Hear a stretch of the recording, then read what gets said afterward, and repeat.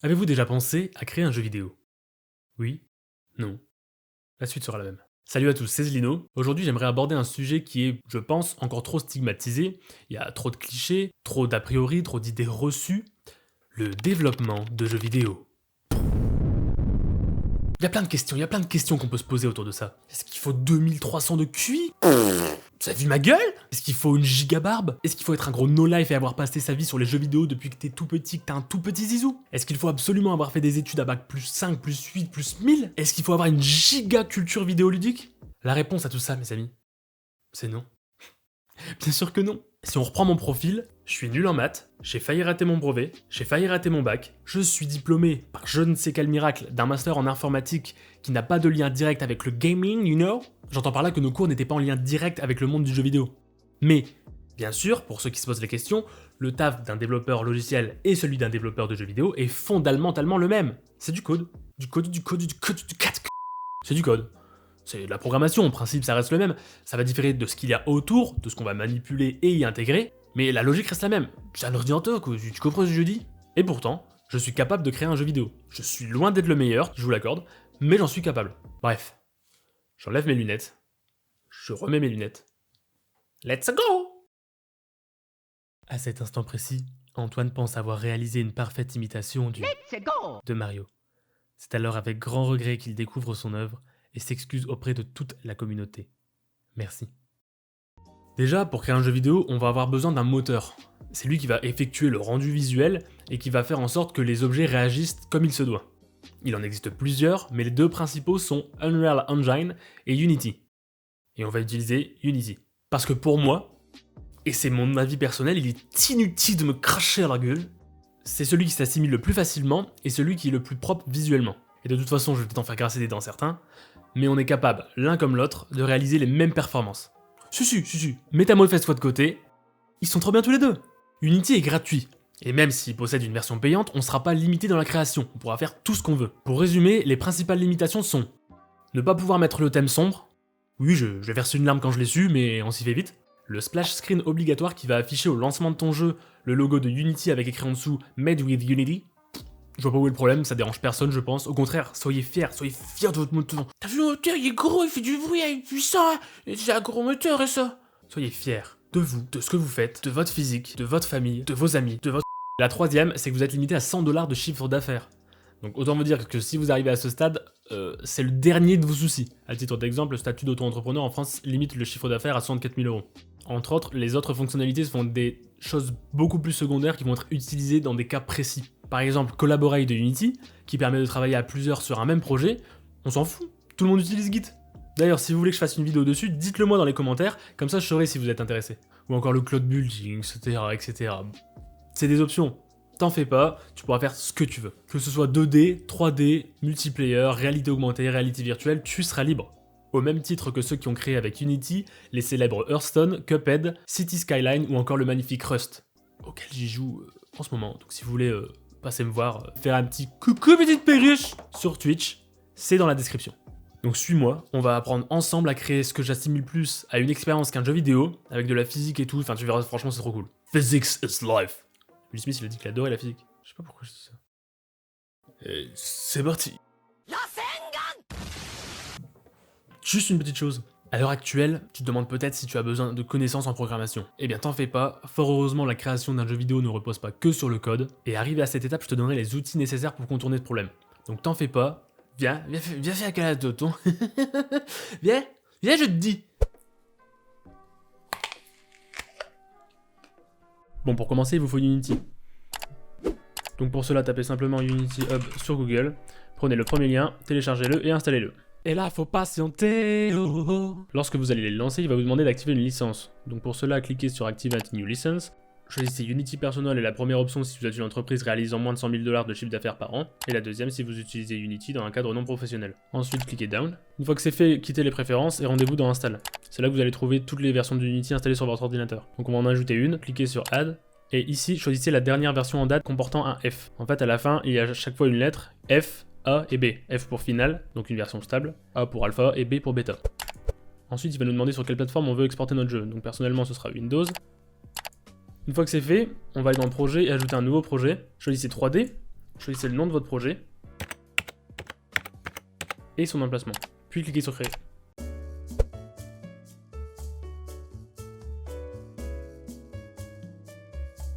Et boum! Là on est dans le vrai. Le vrai de vrai. Je sais pas s'il y a qu'à moi que ça le fait, mais personnellement, quand j'ouvre un logiciel assez complexe pour la première fois, j'ai cette montée d'angoisse qui me vient en voyant tous ces boutons, toutes ces informations. Je me dis que c'est impossible de tout savoir et que j'y arriverai jamais. Je suis découragé avant même d'avoir commencé et j'ai limite envie de quitter, d'aller dormir direct. Alors si toi aussi tu ressens cette angoisse, en fait tu verras que l'interface est au final assez simple. Ce que tu vois au milieu ici, avec la grille, c'est ta scène. En fait tu peux facilement représenter la création d'un jeu vidéo à celui d'un film. Dans un film, t'as tes scènes avec ton décor, t'as tes acteurs qu'on peut représenter ici par des joueurs, et ce que tu vois quand tu visionnes le film, c'est en fait ce que voit la caméra. Et bah ici c'est pareil. T'as ta scène, là où vont être placés tous tes décors et constituer ton paysage, ton jeu. Tu vas avoir tes joueurs, et tu vas avoir ta caméra. C'est ce qu'on voit ici, la petite caméra blanche. Ainsi que la lumière. Si tu prends Counter-Strike ou Call of Duty, en fait sur la gueule de chaque joueur, il y a une caméra invisible qui permet donc d'avoir le rendu que tu as en jeu. À gauche, t'as la hiérarchie. C'est là que vont être listés tous tes objets contenus dans ta scène. C'est pour ça qu'on voit ici la main caméra et la direction light, qui correspond en fait à la caméra et à la lumière. Et si tu cliques sur l'un d'eux, tu vas voir apparaître dans l'inspecteur plein d'informations. Ok, ça fait flipper, mais en vrai pour l'instant on s'en fout. T'apprendras ce que c'est quand t'en auras besoin, si un jour c'est le cas. Tu vas pas apprendre à faire des pâtes si tu veux faire du riz. Comprends juste qu'un objet, donc une main caméra, une direction light, etc., est composé de plein d'autres components. Admettons dans un monde réel un peu simplifié, tu veux créer un téléphone. Tu vas au début avoir un bloc vide, et si tu veux faire de la photo, tu vas ajouter un appareil photo. Si tu veux avoir un haut-parleur, tu vas ajouter le module haut-parleur. Si tu veux avoir un bouton, tu vas ajouter un bouton, ok? Et bien ici c'est pareil, tu vas ajouter à tes objets des modules, des components, pour qu'à la fin ils correspondent à celui que tu attends vraiment. C'est pour ça qu'en fait si tu cliques sur Directional Light, tu vas retrouver un component commun à tous les objets, le transform, qui en fait va représenter la position, la taille et la rotation de ton objet sur la scène. Et vu qu'un objet est obligatoirement sur la scène, c'est normal que tous les objets aient un transform. Et petite info, il y a 3 cases dans chaque catégorie qui correspondent respectivement à l'axe X, Y et Z. Parce qu'au cas où tu le savais pas, notre monde peut être représenté par 3 axes. L'axe horizontal X, l'axe vertical Y, ce qui fait 2 axes donc 2 dimensions, c'est là que sont nés les jeux 2D.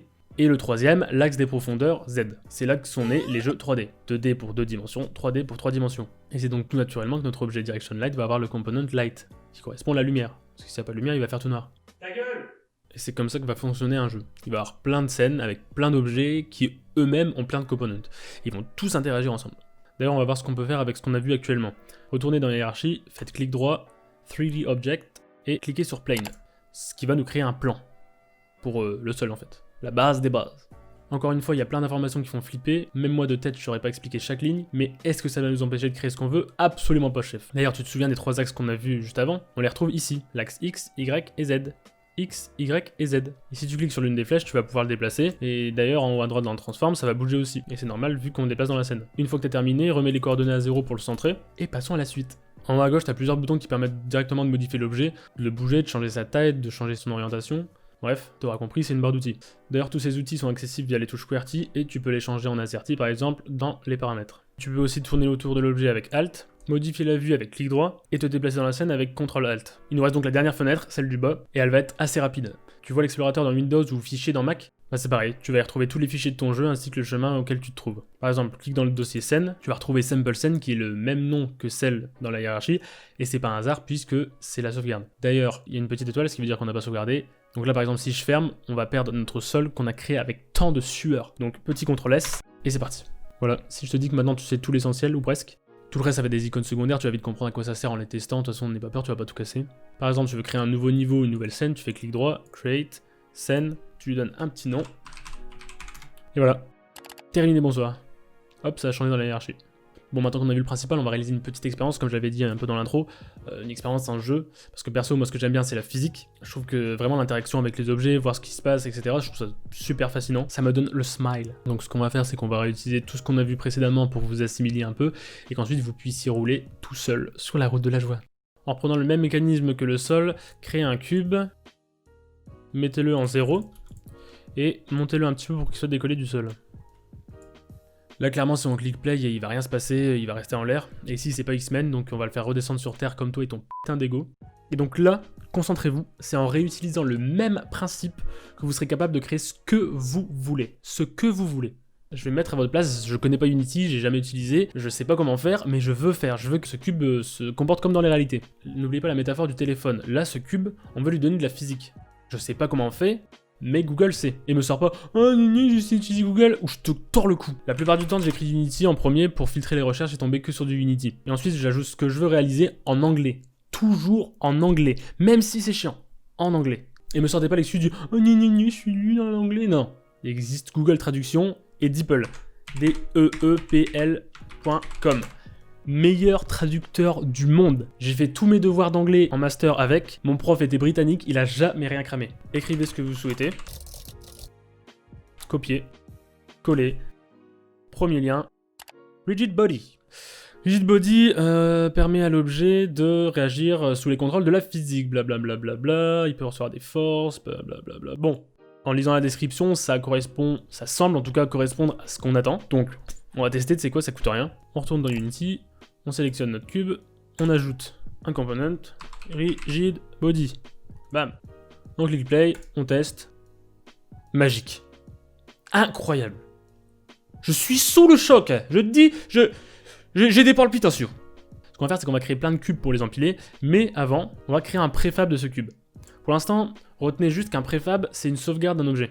Maintenant que notre objet est sauvegardé, on peut le supprimer de la scène. Et grâce à ce préfab, on peut l'ajouter autant de fois qu'on veut dans la scène. Hop, hop, hop, hop. Et le truc magique, c'est que si on sélectionne notre préfab, et qu'on modifie ici les proportions, par exemple, il va s'appliquer à tous les objets de la scène faisant référence à ce même préfab. C'est pas mal. Et donc continuez comme ça en les ajoutant un par un dans la scène ou en faisant clic droit, duplicate ou directement CTRL-D. Et continuez en les empilant les uns au-dessus des autres. Ils bougent un peu là, comme ça, hop, voilà, comme ça donne un petit effet Jenga, toi-même tu connais, hein. Et voilà, la tour de Pise. Archi stylé, non? Non. Vous me voyez venir? J'ai envie de tout dégommer. Donc pour qu'on ait une vue comme un Counter-Strike ou un Call of Duty, c'est-à-dire un FPS, on va devoir ajouter un FPS contrôleur. On pourrait le créer nous-mêmes, mais ça prendrait du temps, et j'ai surtout pas envie de réinventer la roue. Il y a déjà des gens qui l'ont fait, et qui l'ont super bien fait. Et ça tombe bien, car c'est tout naturellement que je vais introduire l'Asset Store.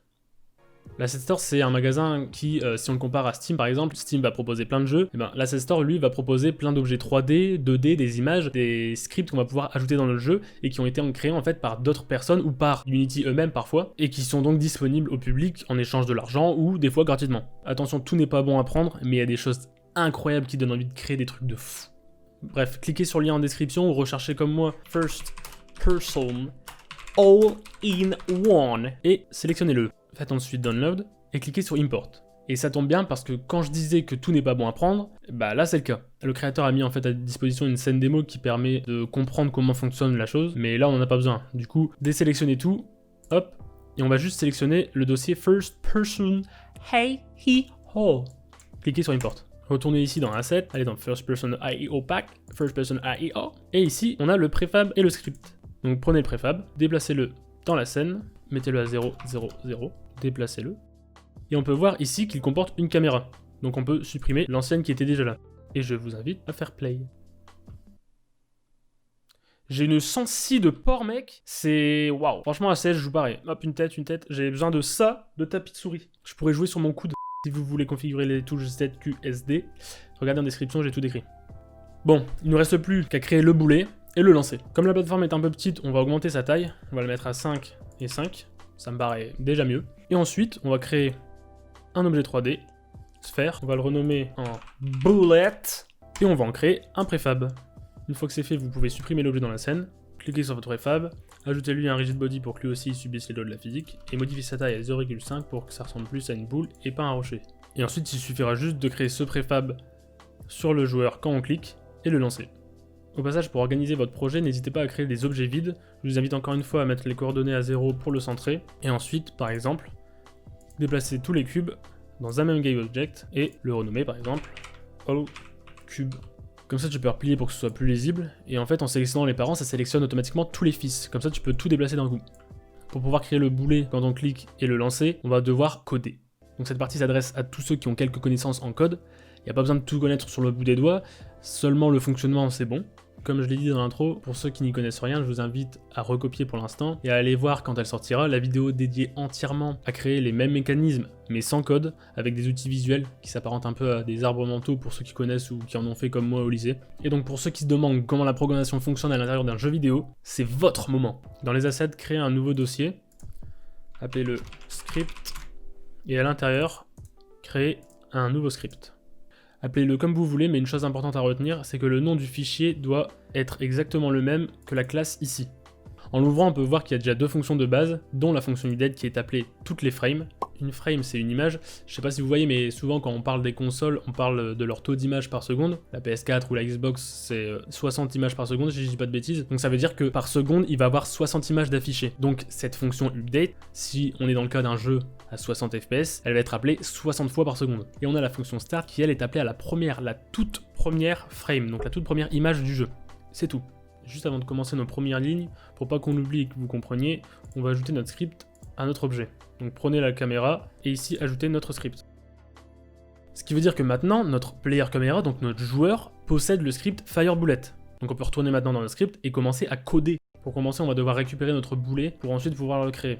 Donc on va créer une nouvelle variable de type GameObject qui lui est propre à Unity. C'est un type en fait qui représente un objet dans Unity. Donc on va lui donner le nom de bullet. Et cet objet, on va le mettre en public, parce que de base, il est privé. Pourquoi? Parce que sur Unity, on peut facilement voir la différence entre public et privé. En retournant dans Unity et en sélectionnant l'objet sur lequel on a mis le script, on va voir qu'une nouvelle ligne s'est ajoutée au nom de bullet. En fait, c'est notre variable, et c'est là qu'on va pouvoir donner la référence à notre préfab bullet. On peut voir ici qu'il est vide avec le none, mais on peut voir aussi entre parenthèses le type attendu. Donc on va aller chercher notre préfab et l'ajouter directement dessus. Donc maintenant qu'on a notre objet boulet, il ne nous restera plus qu'à chaque clic de le créer et de le lancer. Donc pour faire ça, on va vérifier à chaque image si le joueur a cliqué. Donc on va mettre tout ça dans l'update, étant donné qu'il est appelé à chaque image. On va dire que si le bouton correspondant au Fire 1 est appuyé, on va appeler la fonction shot, qui n'est pas encore créée, mais on va la créer. Et si jamais vous vous demandez à quoi correspond Fire 1, il correspond tout simplement aux touches associées à Fire 1 dans les paramètres du jeu. On peut aller les trouver dans Edit, Project Setting, Input Manager. Ici vous retrouvez Fire 1, qui correspond à la touche CTRL gauche, et Mouse 0, qui est le clic gauche. Du coup, on peut supprimer CTRL parce que personne au monde ne tire avec la touche CTRL et quitter. On va créer notre fonction shot. Pour cela, on va installer le GameObject bullet préfab qu'on a créé en haut, dont je vais modifier instantanément le nom. Et donc, cette fonction attend trois paramètres. La référence à notre objet, donc bullet préfab, la position à laquelle va être instancié notre objet, donc nous on veut qu'il soit instancié sur le joueur, donc sur le player caméra, et ça tombe bien car notre script est attaché au player caméra, donc on va pouvoir récupérer directement le transform de la caméra grâce à this.transform.position, car souvenez-vous, le transform est ce qui fait référence à la position, la taille et la rotation d'un objet sur une scène. Et ensuite la rotation à laquelle va être instancié notre objet. Donc on va aussi récupérer celui du transform, mais on aurait très bien pu mettre cette valeur à 0, étant donné que la rotation sur une sphère, ça n'a pas d'impact. Donc maintenant à chaque clic ça va instancier un boulet, mais le problème c'est que les boulets ils ont 0 puissance. Pour y remédier, on va ajouter au script une fonction qui va permettre d'appliquer une force à un objet, mais actuellement on n'a aucune référence à cet objet créé. Quand la fonction instantiate crée un objet, on n'a aucun moyen dans le script d'interagir avec lui. Donc pour cela on va simplement stocker le retour de la fonction dans une variable. Comme ça tous les objets créés vont être stockés dans la variable et on va pouvoir interagir avec. Et maintenant qu'on a la référence à notre objet créé, on va pouvoir récupérer son rigid body pour pouvoir lui appliquer de la physique et donc une force. Au passage, la fonction getComponent utilisée ici, elle est souvent utilisée puisqu'elle permet de récupérer les composants des objets. Par exemple, on aurait pu mettre à la place du rigid body transform, qui aurait permis de récupérer le transform et les positions. Et maintenant qu'on a récupéré le rigid body, on lui applique une force. On lui donne la direction, donc forward, multiplié par la force à laquelle on veut que notre boulet soit lancé. Donc cette variable, ça va être un entier, donc un int, et on va lui appliquer une force de 2000. Après, libre à vous de modifier. Donc maintenant, vous pouvez retourner sur Unity, cliquer sur Play, et faire feu. Si comme moi vous avez un problème et que vous êtes incapable de tirer par terre, sélectionnez le player caméra, montez légèrement la caméra et avancez-la légèrement. Parce que par défaut, moi elle était collée au capsule collider, ce qui fait que quand on tirait par terre, en fait ça tirait sur nous. C'est pas super pratique. Maintenant que vous connaissez l'essentiel, vous avez tout ce qu'il faut pour créer un vrai jeu vidéo. Toujours pas convaincu? Ok, on va lui donner un objectif alors. Le but ça va être de faire tomber les cubes au sol avec le moins de balles possible. On cherche premièrement à afficher du texte à l'écran pour pouvoir avoir l'information sur le nombre de cubes qui n'ont pas encore touché le sol et le nombre de balles qu'on a tirées. On place les textes là où on les souhaite, pour ma part ce sera dans les coins supérieurs gauche et droit.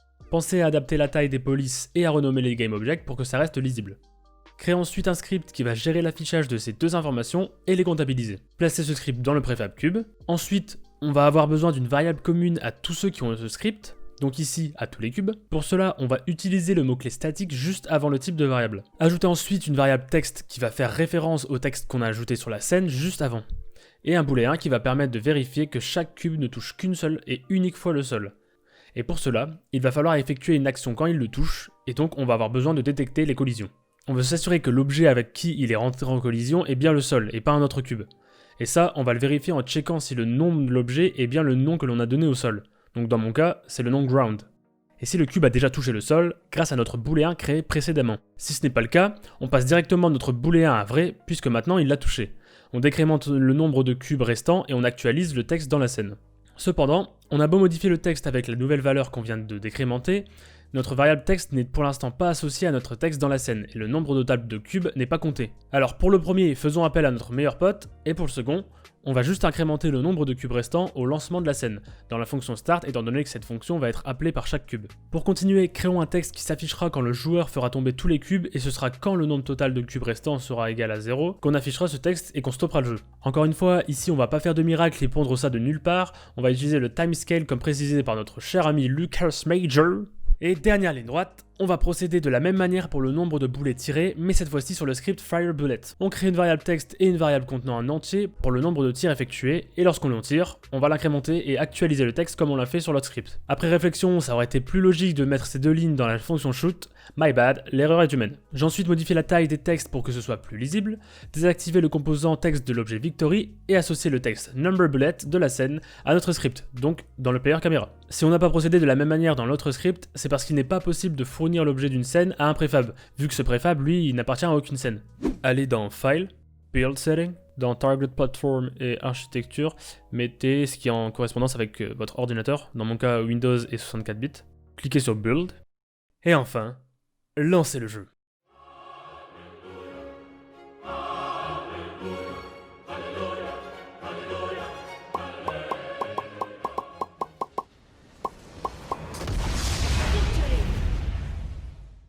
Retenez surtout que créer quelque chose va demander des recherches, tout ne va pas être simple, tout ne va pas fonctionner du premier coup. Et je vais peut-être casser un mythe pour ceux qui sont pas développeurs, mais être développeur, ce n'est pas tout faire de tête. Le 3/4 de notre temps, on est sur Google, sur les forums, en train de chercher la solution. Personnellement, pendant la quasi-totalité de mes études, je me suis toujours dit « Ah putain, j'aimerais bien savoir faire ça pour faire ça. Si je savais ça, je pourrais faire tout ça. » Ouah, ces personnes-là sont si fortes, elles doivent tellement savoir faire tout facilement. Et en fait, non, tout ça c'est que de l'illusion, t'arrêteras jamais d'apprendre. Et c'est ça aussi qui est super. N'importe qui ici qui commence quelque chose, peu importe son expérience, il va devoir faire des recherches.